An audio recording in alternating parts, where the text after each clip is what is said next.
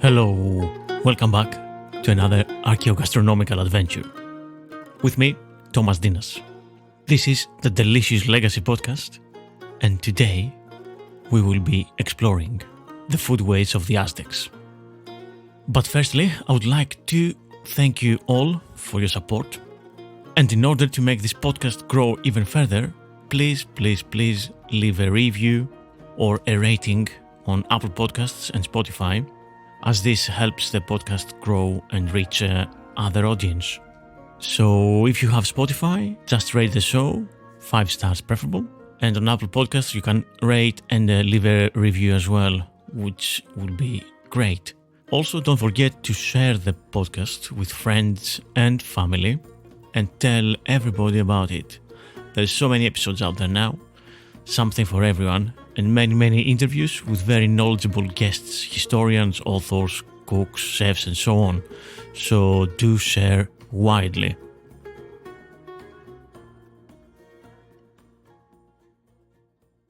Anahuac, or the land between the waters. This is the Valley of Mexico, created and shaped by mountains and volcanoes, which to this day surround it. This was the center for several pre-Columbian civilizations over the centuries, and contains, or at least it contained, before the modern period, 5 interconnected lakes, covering over 1,500 square kilometers of the valley floor. Just before the Spanish arrived, the valley had one of the highest population concentrations in the world, with over 1 million people.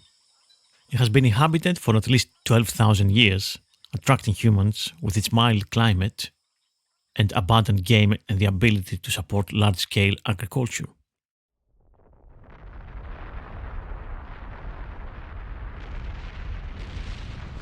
Volcanic eruptions formed the Valley of Mexico over millions of years in the Cretaceous period. These eruptions created a closed basin with no natural drainage, resulting in the formation of several lakes, as we'll see. The valley's fertile volcanic soils and abundant freshwater resources attracted human settlements from the early Holocene period. This expansive basin, encompassing approximately 7,000 square kilometers. The Aztecs founded their capital, Tenochtitlan, on an island in Lake Texcoco, showcasing the strategic importance of water bodies in shaping the cultural and urban development of the valley.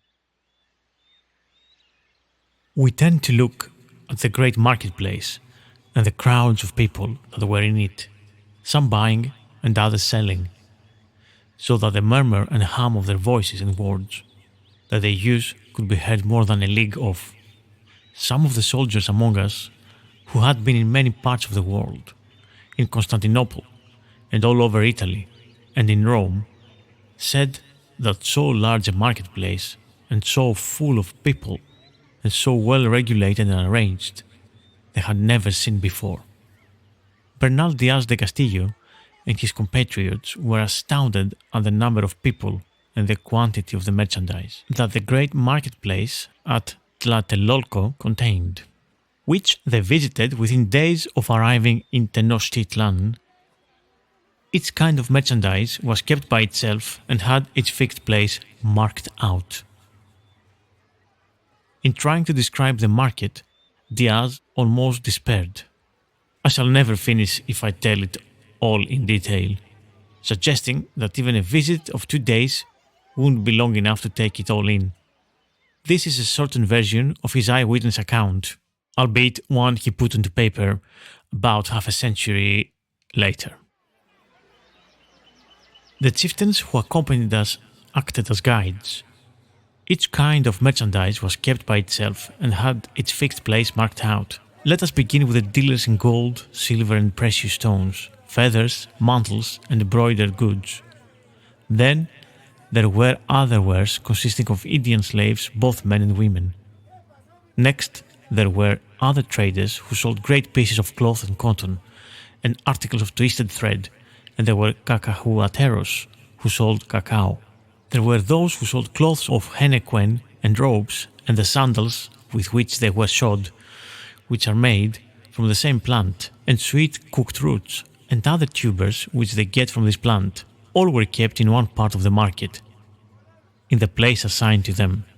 In another part there were skins of jaguars and pumas, of otters and jackals, deer and other animals, and badgers and mountain cats, some tanned and others untanned, and other classes of merchandise. Let us go on and speak of those who sold beans and sage and other vegetables and herbs in another part, and to those who sold fowls, cocks with wattles, rabbits, hares, deer, mallards, young dogs.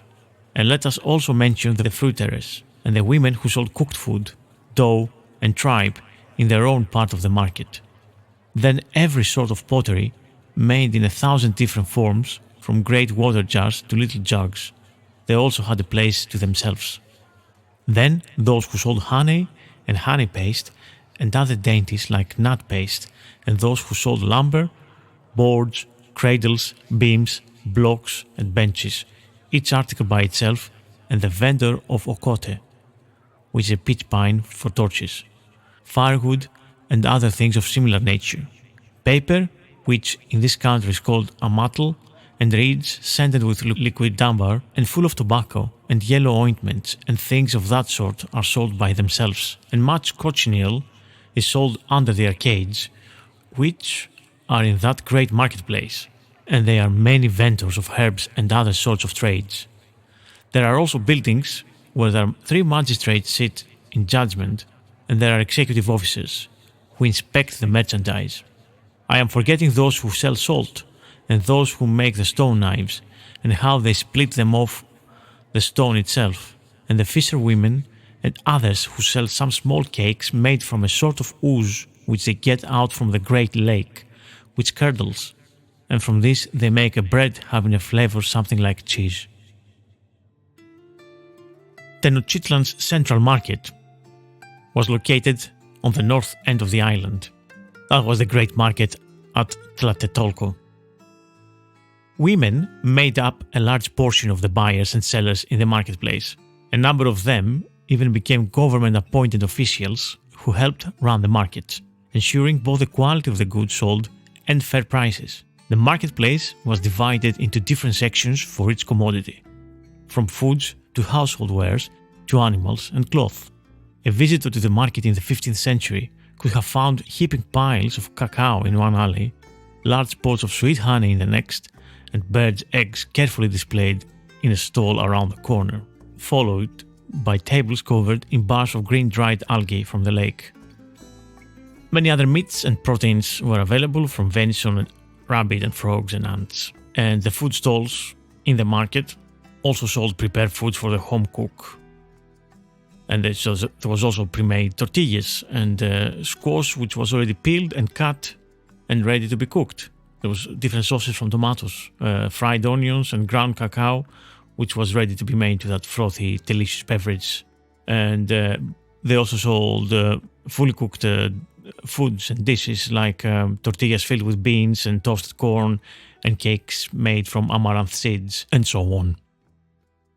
The city was vast, with a complex network of canals and roads and bridges. This network teemed with canoes that transported people and goods within the city and across the lake to towns on the shore. This was linked by 3 raised causeways. 2 aqueducts supplied fresh water. At the heart of Tenochtitlan was the sacred precinct, the religious and ceremonial center. Surrounded by a masonry wall of serpents, this enclave of about 300 by 330 yards could hold more than 8,000 people within its precincts. The temples of the most important Aztec gods were here. There were also a ball court, priests' quarters, and schools for training young noblemen for the priesthood. Adjacent to the sacred precinct, sumptuous palaces of the kings and nobles included beautiful gardens, aviaries, and zoos. Administration buildings were there as well. This was a marvelous bustling city of the size and the splendor that most Spaniards would have never probably seen.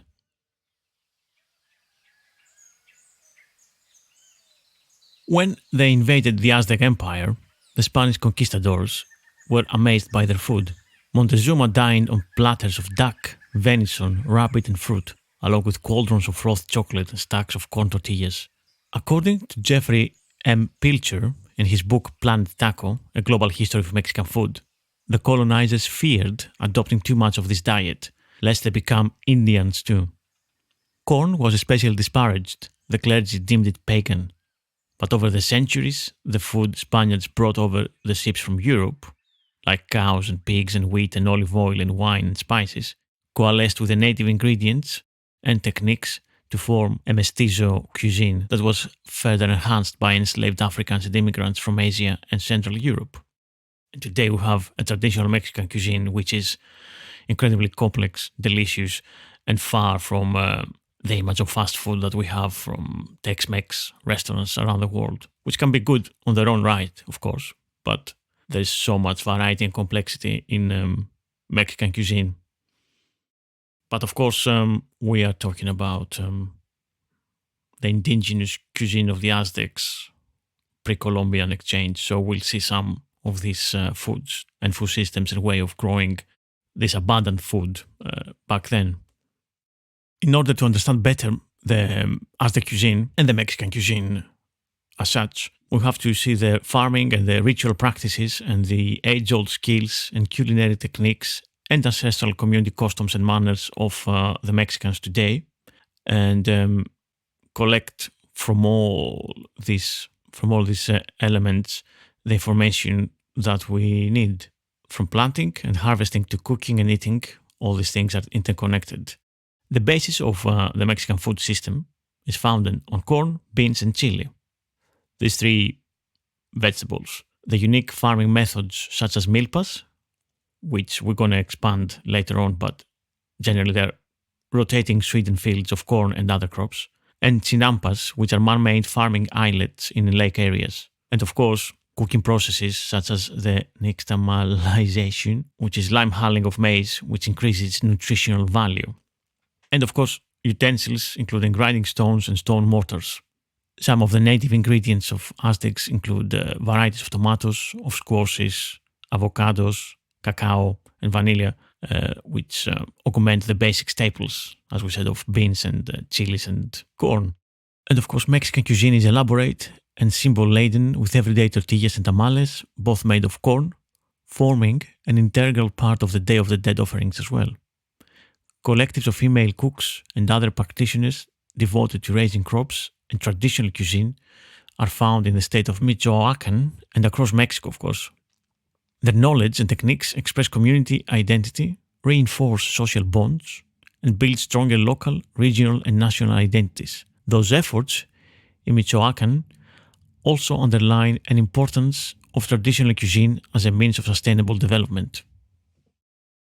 For at least 7,000 years, farmers in Mexico and throughout Mesoamerica have been growing crops using a traditional and efficient farming system called the milpa.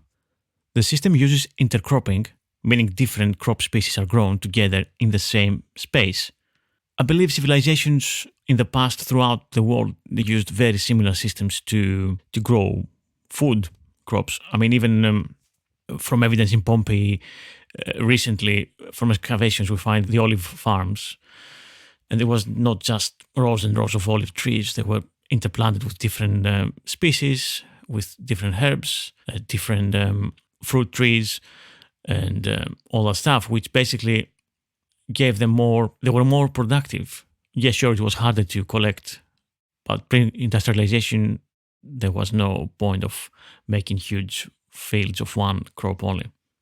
This milpa system of the Aztecs has been a sustainable method of growing crops for millennia. Of course, nowadays, with the climate crisis, the resilience of the system is tested.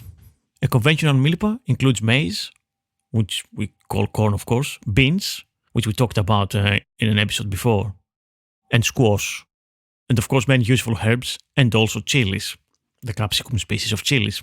all the stuff that are native to the Americas, they all came to Europe from America.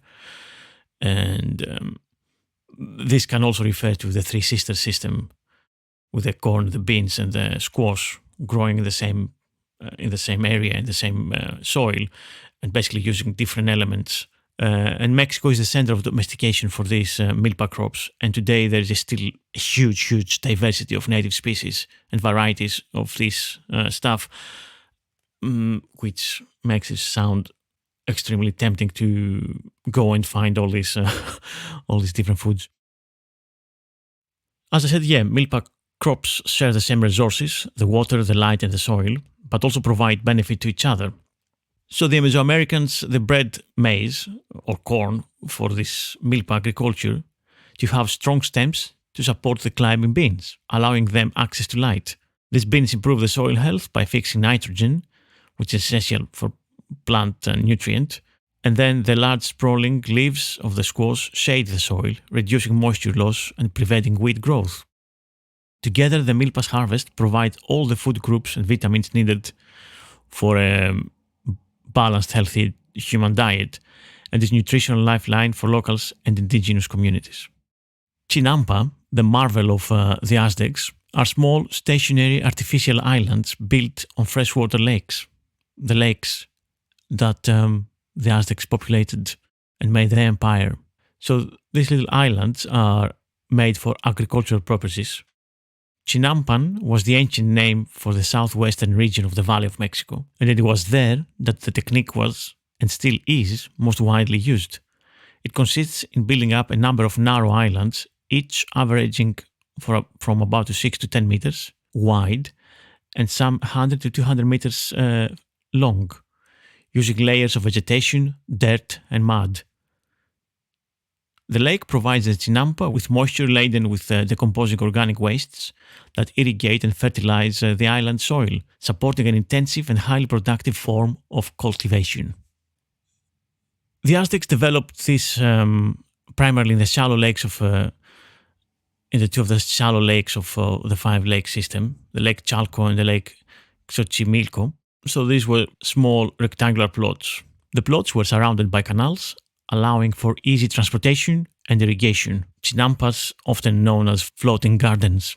They were built by braiding reeds with stakes below the water surface to form underwater fences. These fences would accumulate soil and aquatic vegetation, as I said, up until the top soil layer was exposed on the water surface. Because of the illusion they created, these agricultural regions were given this moniker. The canals encircled Chinampa plots, giving the impression that the areas of land were floating on the water. The Chinampas proved to be a highly productive and sustainable agricultural system. The water surrounding the Chinampas provided a natural irrigation system, reducing the need for artificial irrigation methods. Moreover, canals between Chinampas were home to fish and aquatic birds, creating a balanced ecosystem that supported both plant and animal life. As part of the construction process, a drainage system was also created, and this had multiple functions. That was to facilitate movement of water and sediments, even night soil, as we call it. So they will make a canal. The ditch would gradually fill with mud over time, and the obstruction would then be removed by digging up some of this mud and spreading it across the Chinampas. Because the dirt at the lake's bottom was so nutrient-rich, it served as an efficient and effective fertilizer for these artificial gardens. In Aztec times, because Chinampas they're still in use today, and probably they're getting more popular as the climate crisis hits, so Chinampas were likely enumerated in groups of 7 and measured in matl. One matl is 1.67 meters. That's the evidence we have from Nahuatl wheels. They were made by marking the small lake bed with stakes, as we said, and enclosing it with wattle fence. Later layers of muck, lake sediment, and decomposing plants were added to the fence-lined area, raising it over the lake's level. To protect the Chinampa, trees like huextl, a willow, and a jujutl, a cypress, were frequently placed at the corners. The lengthy raised beds were sometimes interspersed with ditches, which provided plants with constant access to water and made the crops planted there independent of rainfall. Channels big enough for a canoe to pass between Chinampas were made. With up to 7 harvests each year, these elevated, well-watered beds produced extremely high crop yields. And prior to European colonization, chinampas were widely utilized throughout Mexico and Central America. There is a proof that the earliest chinampas were built around 1100 CE at the Nahua village of Culhuacan, which was located on the southern tip of the Ixtapalapa Peninsula, which separated the Lake Texcoco from the Lake Xochimilco. This ancient Aztec chinampa system, with its unique combination of sustainability, space efficiency, and biodiversity, offers even today a promising solution to the challenge of modern urban agriculture.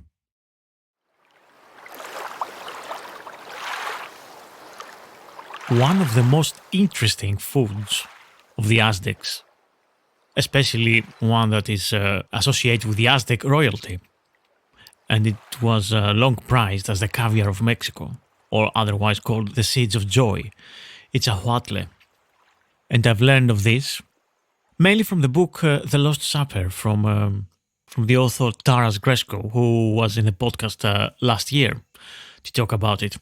And while we didn't touch it on the episode, I can tell you that this is a fascinating food, and obviously it's associated and intimately entwined with the fate and the history of Mexico City, and of course the challenging future ahead. And so ahuatle is made from the eggs of the water boatman, which is a tiny water insect, water strider. And basically, when Cortes and his men arrived in Tenochtitlan, they marveled of the food, obviously, and the great market, and something like the 60,000 buyers and sellers that there were at the market at any one time. They would say that, so Cortes would say that they will eat virtually anything that lives. Snakes without head or tail, little barkless dogs, castrated and fattened, moles, dormice, mice, worms, lice, and they even eat earth, which they gather with fine nets at certain times of year from the surface of the lake. It is made into cakes resembling bricks and eaten as we eat cheese. It has a somewhat salty taste, and when taken with chilmole, which is a type of seasoning, is delicious. So this earth Cortes refers to, it could have been the algae that we know as spirulina, and it's protein-rich and blue-green in color. But others think that this could possibly be the eggs of the Axayacatl, an ahuatl word that means water face, and describes the little transparent bulbous eyes of the insect that we know as a water boatman. These gold-colored eggs were considered so sacred that the 6th Aztec emperor of Tenochtitlan, the father of Montezuma, was named Axayacatl after the type of waterfly that lays them. So this aquatic insect, amongst other protein-rich aquatic resources, enabled these tribes from the north of the Valley of Mexico to rise to power and become one of the most impressive civilizations of Mesoamerica. So how do they eat these ahuatle eggs these days?